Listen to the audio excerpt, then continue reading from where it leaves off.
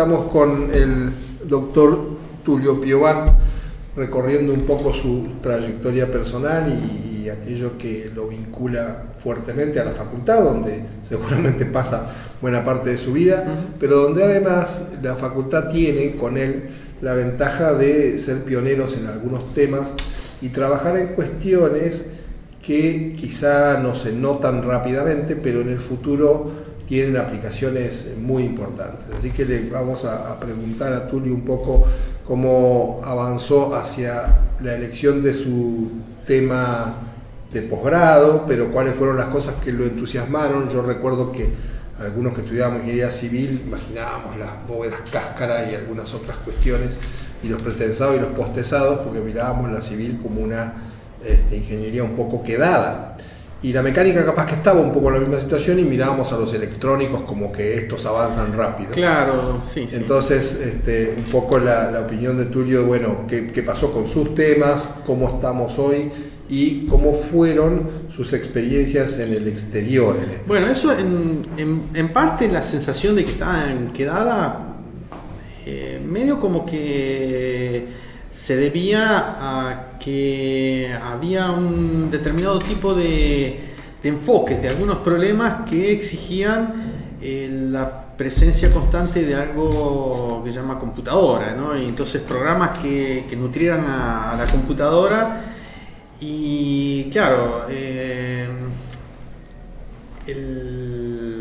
el contexto que tenía... Porque ¿qué le aportaba la computadora a los fierreros? Y le aportaba el hecho de tener la respuesta de la solución de una maraña de ecuaciones diferenciales muy grande en tiempo razonable.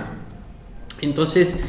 Perdón, ¿y esas ecuaciones buscaban resolver qué cosa? Y problemas de dinámica, la respuesta de aceleración de un determinado conjunto de mecanismos, o la resistencia de un componente. Y claro, cuando por cuestiones de tiempo principalmente, los profesores de la UTN hasta no hace mucho tiempo tenían dedicación simple.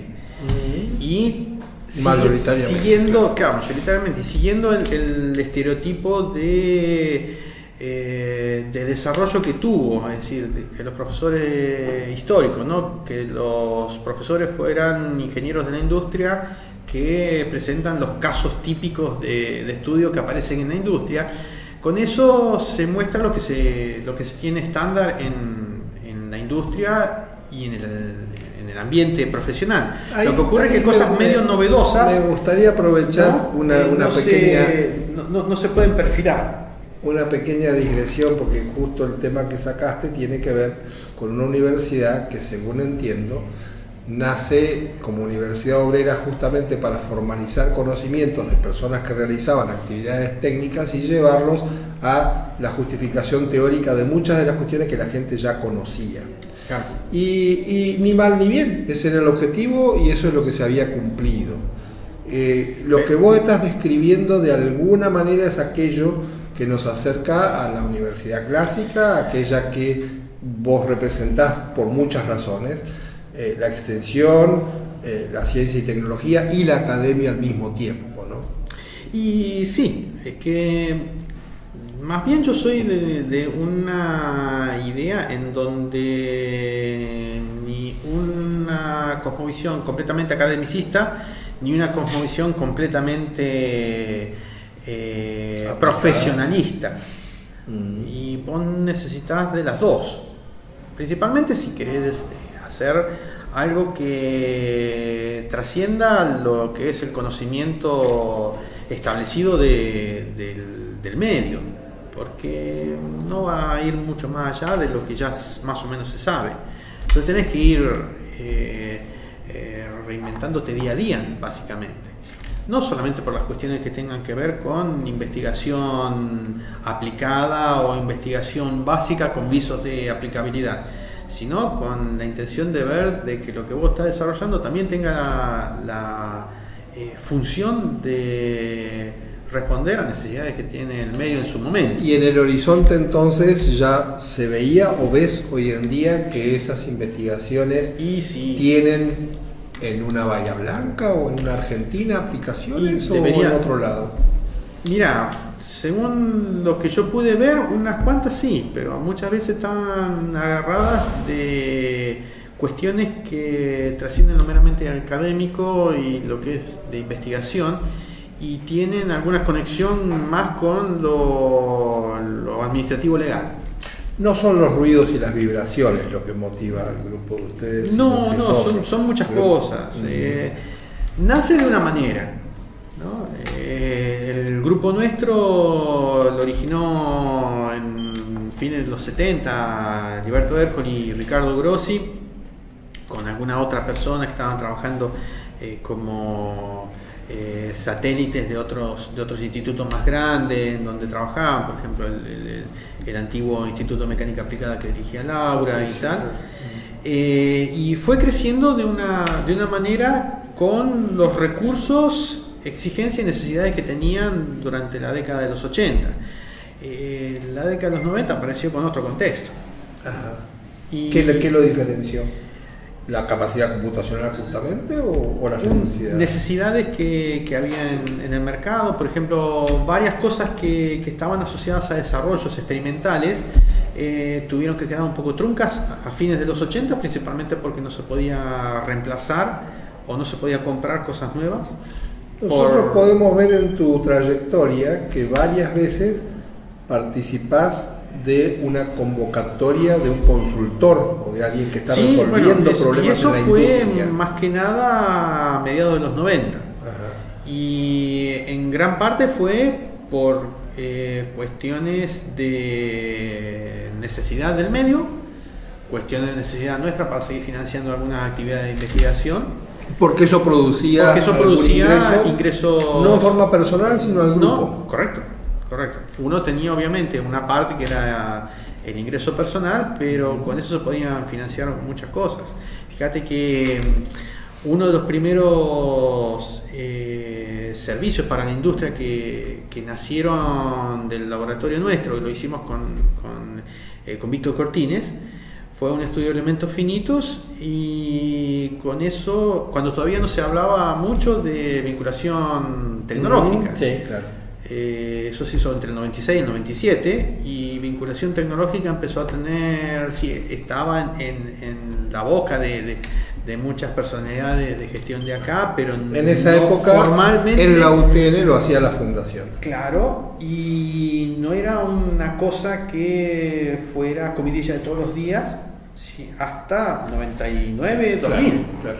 Entonces, bueno, con eso nosotros pudimos comprar un par de computadoras nuevas que las iban a utilizar los alumnos nuestros y alumnos del grado, que también eran becarios del laboratorio nuestro y que los podían.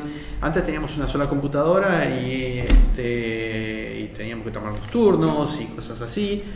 Entonces después con más equipamiento se pudieron pensar y pretender hacer otras cosas.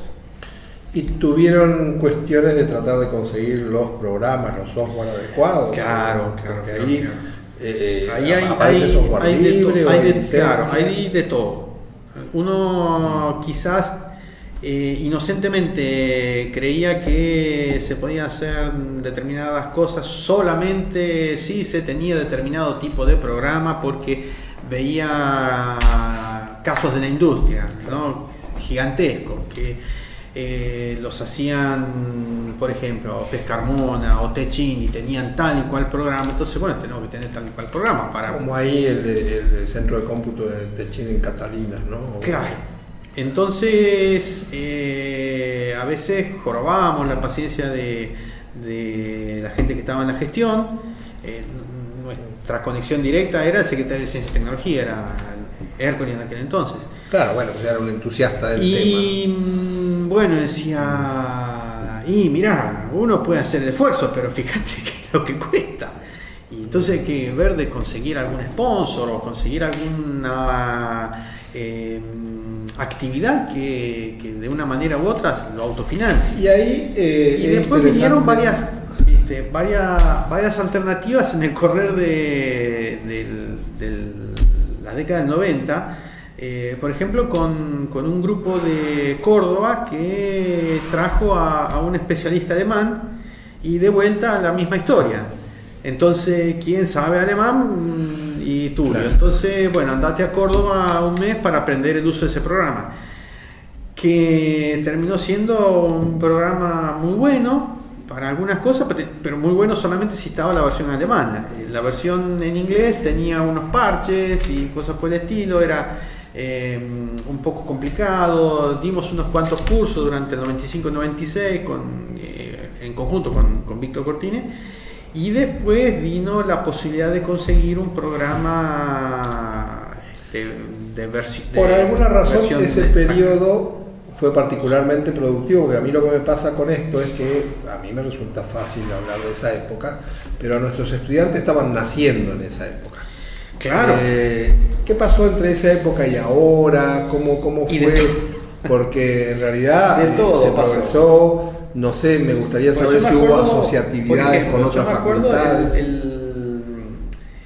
La presencia de varios de esos programas exigían tener unas llaves que eran unos aparatos que se conectaban detrás, que se llaman hardlock. Hoy en día también existen eso, pero era tecnología imperante en principios de los 90. Como un pendrive con una clave. Exactamente. Y hoy en día es directamente a una clave que se actualiza por internet y en la nube. Entonces, bueno, en aquel entonces era la tecnología imperante. Igual si esa llave sufría algún cortocircuito, a ver cómo se consigue una nueva. Entonces, bueno, tuvimos varios vericuetos y se pudo instalar en la versión de dominio público básica en muchas computadoras de la facultad, y obviamente la densa, la pesada, en un lugarcito de una computadora del centro cómputos. Entonces ahí fue como fue migrando, porque fue migrando todo al mismo tiempo. Antes me acuerdo en el 92 que el centro cómputos era la facultad, era un lugarcito chiquitito y todavía se estaba haciendo lo que es el centro cómputos de hoy en día. Y de 91. Entre el 91-92, que fue que se inauguró el salón actual, fue todo un desafío nuevo. Y ahí, bueno, fuimos varios, vos estabas como coordinador. Elemento finito y ese tipo de cuestiones, en teoría, era interesante para las demás ingenierías también. ¿Hubo asociatividad interna? Y no ¿O tanto. con otras facultades? Con otras facultades sí, porque éramos los actores que nos conocimos en Córdoba. Claro. Entonces, eso es lo que tiene de bueno muchas veces, de bueno hasta cierto punto, y a veces de medio perverso la tecnológica, porque nos concentramos en algún lugar, en alguna facultad, muchos de los personeros de las distintas facultades, y te caes bien con algunos o con otros no. Claro. Y se siguen haciendo cosas a la distancia.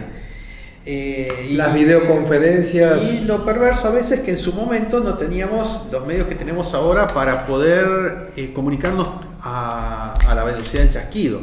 Antes había que esperar de enviar un correo electrónico. Igual fue pionera, vos lo viviste, pero la sí. Universidad Tecnológica, así como es interesante remarcar a mí, porque me gusta el tema, pero fuimos posiblemente la primera universidad que tuvo computación puesto en el programa. En la década del 70. Antes te hablo de la prehistoria, según 1973 ya estaba en nuestro programa.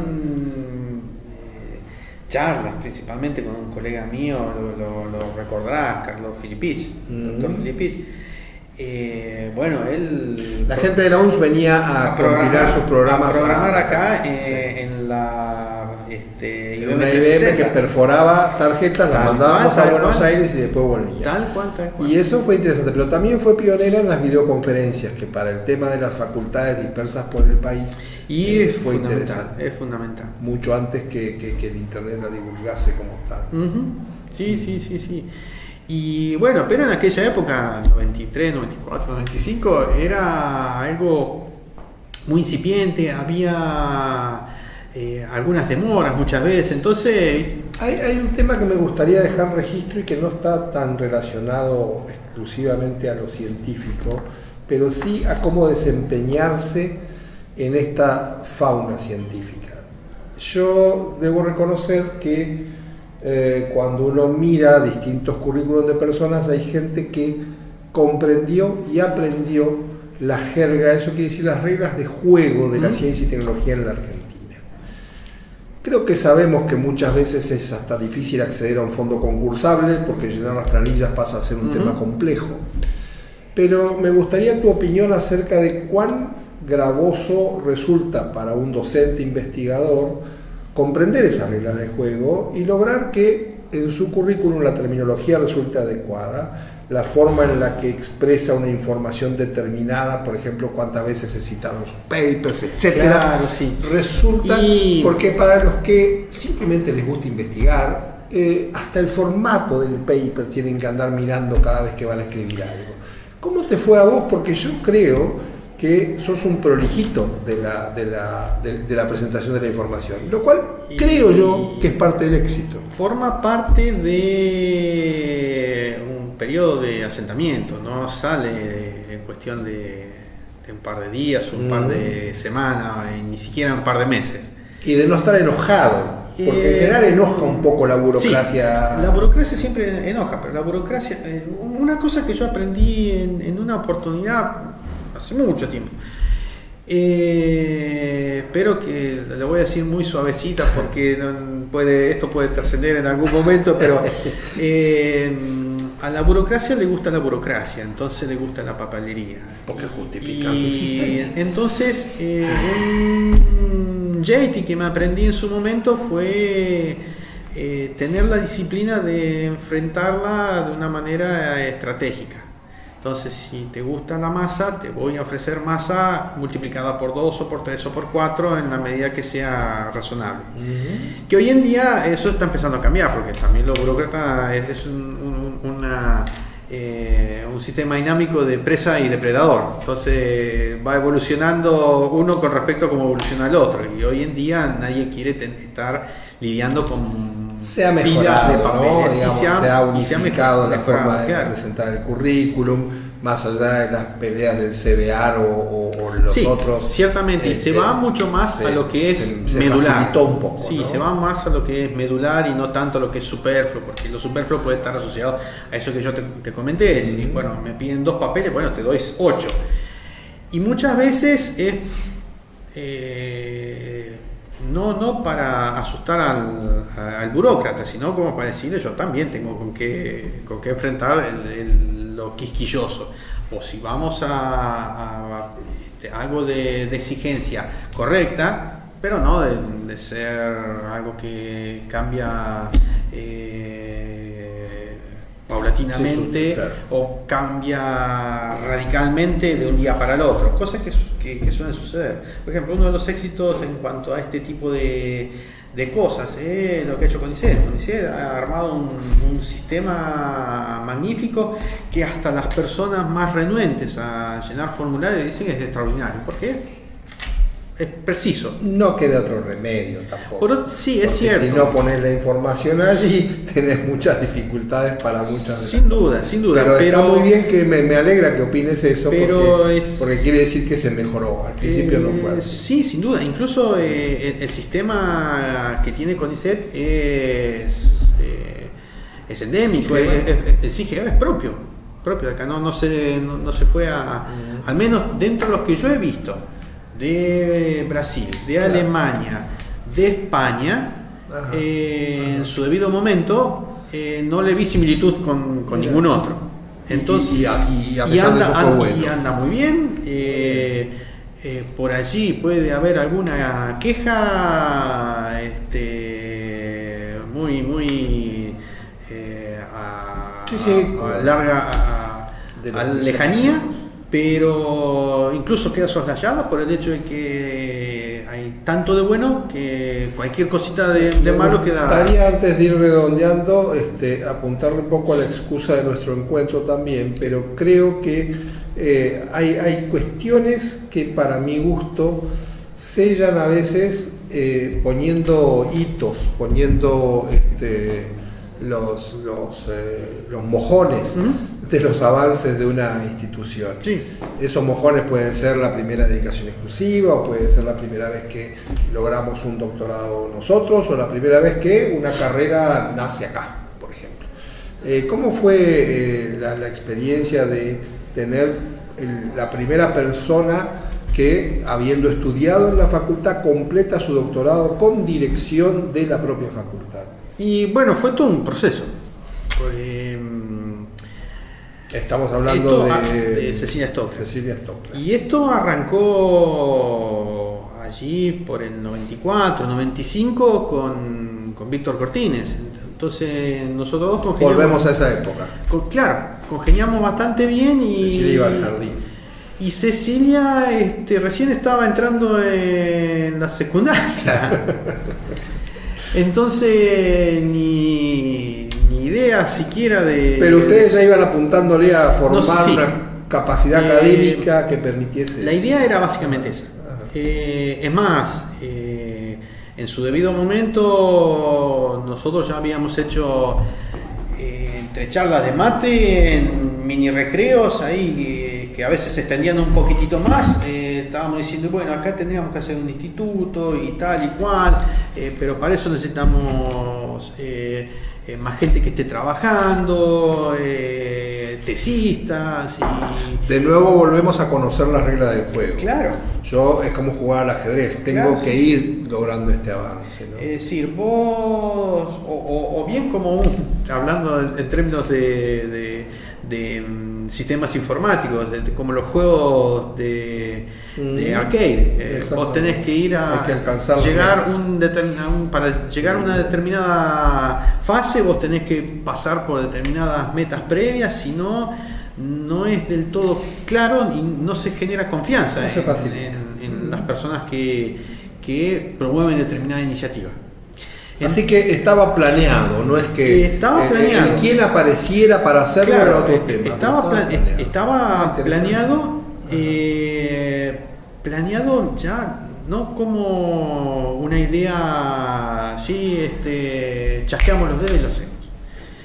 Sino o sea, como está vinculado entonces algo, a la creación del centro, digamos, claro, pasando del grupo de investigación. todo tenía una secuencia lógica y pasos y bueno, más allá de vicisitudes que en toda institución suceden, la idea era primero consolidar las actividades del laboratorio nuestro, después ampliarlas, conseguir financiación, y principalmente la financiación se consiguió por UTN, por lo que llamaban en su momento programa FOMEC, luego por CONICET. Yo hice mi doctorado, arranqué mi doctorado que estaba trabajando en el medio productivo, lo arranqué con una maestría, después con el tiempo pude concursar una beca CONICET y eso me dio más libertad, pues dejé el medio profesional y me dediqué exclusivamente a la academia.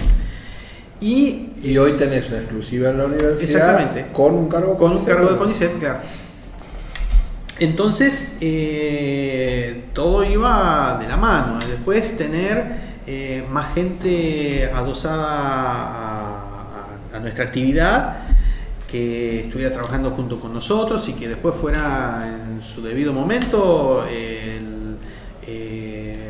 gente que abriera otras líneas de investigación. Y en el caso de Cecilia, cuando ella se recibió, ya había estado trabajando, porque para colmo, claro, en este caso en particular, viene de la licenciatura que no es de las tradicionales. Claro, porque ella empezó a trabajar con nosotros, que era alumna de grado, entonces todavía no se había recibido y ya empezaba a trabajar con nosotros y claro, en su momento... ¿En las cuestiones computacionales?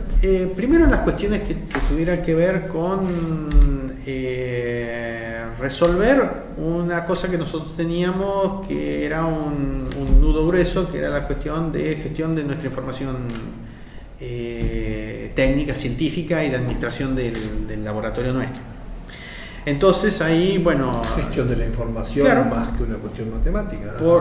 Y bueno, no le podía, era alumna de, creo, el tercer año, segundo claro, año de la carrera, entonces sí tenía conocimientos que le son propios. Pero queda claro que para hacer gestión de la información tiene que poder leer y comprender lo que pasa. Ciertamente, y en su momento fue muy proactiva, y eso también condujo a que después decidiera, una vez recibida como licenciada, tuviera la predisposición de arrancar una maestría, la maestría en medio ambiente. Sí. Y entonces, Claro. tras cartón, ya veníamos hablando con Víctor de, bueno, cómo ya tenemos una masa crítica de profesores y de investigadores en la facultad como para poder pretender armar un pequeño programa de doctorado a los alcances que tiene una facultad como Bahía Blanca, que no se puede comparar por tamaño a la de Córdoba o a la de Santa Fe, Por pero la cantidad de docentes por la que forman esa claro, masa crítica. por el tamaño. Es una cuestión netamente de escalas. Y así todo, nosotros dentro de el enjambre que tiene toda la UTN somos bastante bien considerados y respetados por el grado de seriedad que le hemos impuesto a nuestra actividad. Hay facultades que ya tienen doctorados desde mucho antes. Y sí, son pocas. Córdoba es una. Córdoba y Santa Fe fueron las dos primeras. Santa Fe. Antes todavía que Buenos Aires, que debería haber sido la que primero... La Facultad Regional de Santa Fe estuvo muy vinculada durante más de 20 años al CONICET. Correcto. Muy vinculada. Y entonces Córdoba fue la que primero picó en punta, después Santa Fe, y no hace mucho tiempo, unos 20 años atrás. Bueno. 20 años atrás comenzaron. Córdoba ya lo tenía desde principios de los 90 y fue la que dio los primeros pasos y la que mostró un poquitito el camino de cómo ir.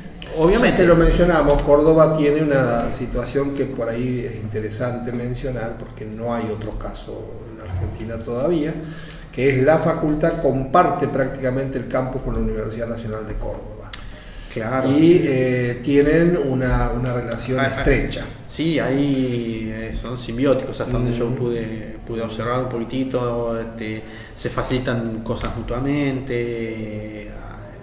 Obviamente, deberá haber, como en toda agrupación humana, sus pequeñas cuestiones y que sí, claro, no se vienen a conocer del todo. Pero sí, yo veo que trabajan bastante. Y entonces Cecilia hizo su maestría en medio ambiente. En medio ambiente, pero en cuestiones... Con el grupo del GEIA. Sí. O no. No con el grupo de GEIA. ¿Tenía que ver con ruido? ¿Con qué? Tenía que ver con modelación. Ya su maestría iba para ese lado. Con cuestiones de modelación, que son aspectos fuertes que siempre hemos tenido en el laboratorio nuestro. Y entonces, claro, ya en 2007, 2008, que fue la primera propuesta de apertura del doctorado nuestro, ya Cecilia estaba terminando y su maestría estaba por terminar, claro. Entonces ahí vino la propuesta. ¿Y por qué no articulamos de alguna manera? Le encontramos una beta elegante para poder articularlo, porque muchas veces hay personas que dicen, no, esto no tiene nada que ver, y la verdad que sí tiene que ver. Entonces, dependiendo, obviamente, como no es que sea una cosa muy tangencial, sino enfocarlo bien en la parte que corresponde, que tenga que ver con las fortalezas de los laboratorios que intervienen. Entonces ahí, bueno, fue que también con Víctor Cortines ya nos habíamos puesto a discutir en distintos contextos, en el laboratorio, incluso por teléfono entre nosotros, en algún bodegón, a ver cómo podemos ensamblar el doctorado que sea de un contexto propiamente nuestro. O sea que vamos a sostener que muchas buenas ideas nacen en el bodegón.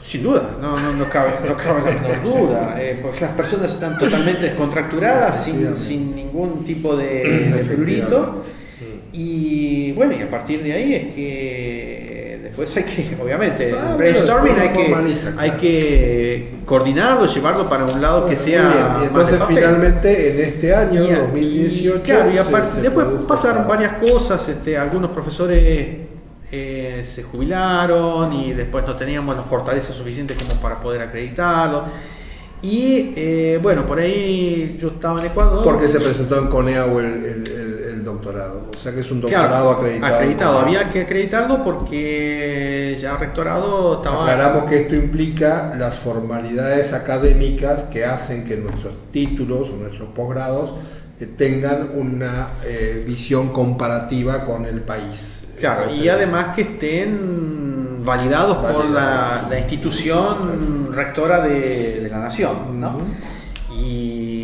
Y muchas veces esto, que no lo tuviéramos acreditado en nuestro programa y que muchas cosas se estaban haciendo acá, inhibía en parte el interés de los claro, maestrandos o doctorandos. Inhibía por ese lado, claro. Y también la posibilidad de hacer vínculos mucho más grandes con instituciones del exterior.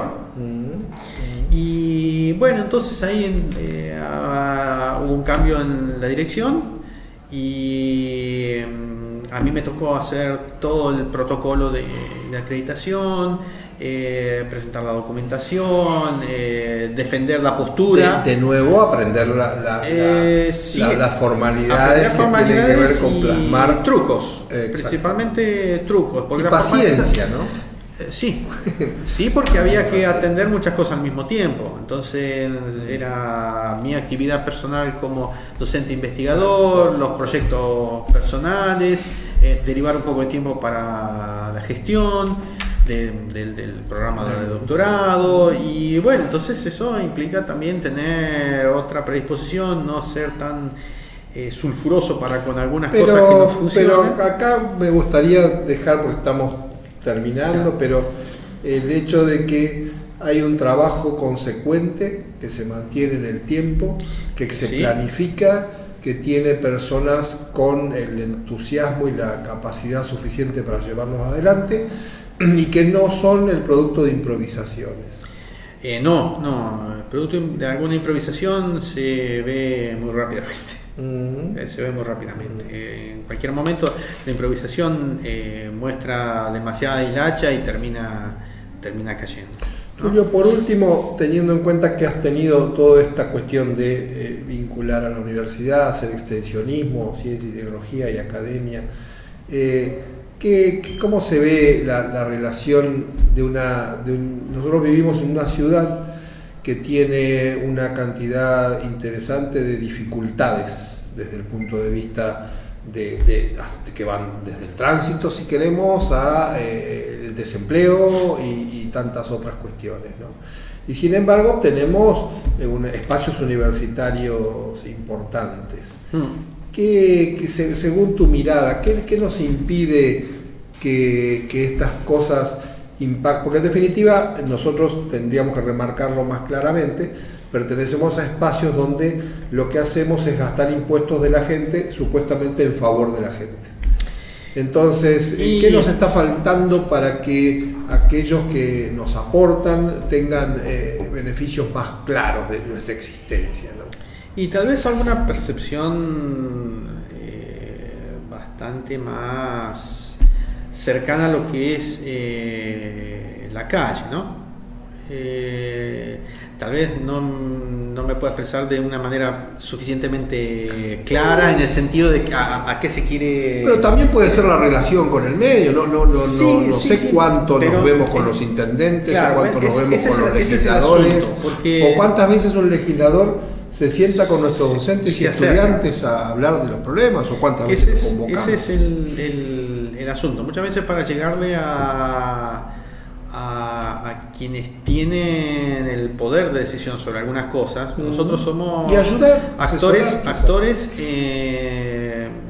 por así decirlo, si se quiere, de reparto en un determinado contexto social. Y de un espacio distinto, porque como quedaba claro de casi todo lo que hemos conversado, te ha tocado hacer los deberes de alguna manera en un espacio que tiene sus complicaciones, que son el currículo, la presentación, el trabajo, etcétera. Y ahí nuestra actuación capaz que es 9.50, 9.70. Bueno, yo no le pondría una calificación. El asunto muchas veces en que cada uno está tan condicionado y restringido en su propio espacio que muchas veces las posibilidades o las capacidades de interacción están vinculadas a cuántas horas puede llegar a tener el día y También. cómo se las puede hacer Sí, producir, entonces, ¿no? no, valga decir que nosotros pertenecemos de todos modos a una facultad fuertemente vinculada al ambiente productivo, con una fuerte inserción en el parque industrial, en Pero, las empresas, etcétera. el asunto no sé que- cuánto le llega de eso al proyecto de investigación, por ejemplo. Y algunas cosas sí llegan, a los distintos proyectos de investigación llegan. Lo que ocurre es que no es una cosa que sea totalmente fluida y en la que haya que preocuparse constantemente sobre eso. Si uno tuviera que estar preocupándose constantemente sobre eso, y quizás alguna clase de investigación no se haría, estaría muy condicionada a determinado tipo de objetivos industriales que yo no sé hasta qué punto no estarían en contrapunto con competir ilegalmente con los mismos profesionales. Claro, bueno, siempre se buscó. Porque tiene que ser algo que sí, que lo que se desarrolla acá, que en los que no profesionales exista en el no medio, lo puedan hacer. exactamente. Sí, eso hay que Ni, ser. ni siquiera agrupaciones de profesionales. Hay que ser cuidadoso, no pretendemos Entonces, en vender eso- lo mismo que vende un Tal cual. profesional de la facultad. Tal cual. Entonces, bueno, eso obviamente hay que ser muy cuidadoso. Y por eso también el medio, tal cual como está planteado, es un medio de tecnología consolidada. No un medio... ¿Qué quiere decir eso? Y, por ejemplo, las plantas del polo, que es lo que tiene mayor impacto tecnológico, tienen una tecnología que está... No están esperando un cambio. Estabilizada, y no están esperando un cambio, ni siquiera, creo yo, están a la expectativa de desarrollar un cambio para mejorar... En teoría deberían su ser las produ- pymes nuestro objetivo, ¿no? Puede que sí, Porque quizá puede la que planta sí. del polo tiene su asesoramiento en Bélgica. Ciertamente. Por decir uno de los Ciertamente, lugares. ciertamente. Y es más o menos así. Entonces, no hay mucho en donde nosotros podamos desarrollar algo. Quizás me equivoque, haya nichos que podemos sí, y además, no están del todo descubiertos. Como mencionábamos también hace un rato, en muchas oportunidades fueron llamados ustedes desde consultoras para resolver Pero problemas. O sea lo que mencionaba es, están, esos nichos muchas veces necesitan un proceso para descubrirlos, de maduración de las personas que están aquí adentro, y esos procesos de maduración tienen... Sí, o afuera. Pueden ser, Pasa. sí, pero tienen convocatoria, su tiempo. En su tiempo. Y bueno, tiempo normalmente que vuelve a la condicionante que hay de los 24 horas por día. Hablando de tiempo, muchísimas Se nos- gracias, bueno, Tulio. muchas gracias Se a nos vos, ha Carlos. ido un buen rato ameno y te agradezco mucho No, por favor. la posibilidad de compartir con el resto de la comunidad universitaria y quizás fuera de la universidad también, esto que pretende inaugurar un espacio de compartir lo que se hace. Muy bien.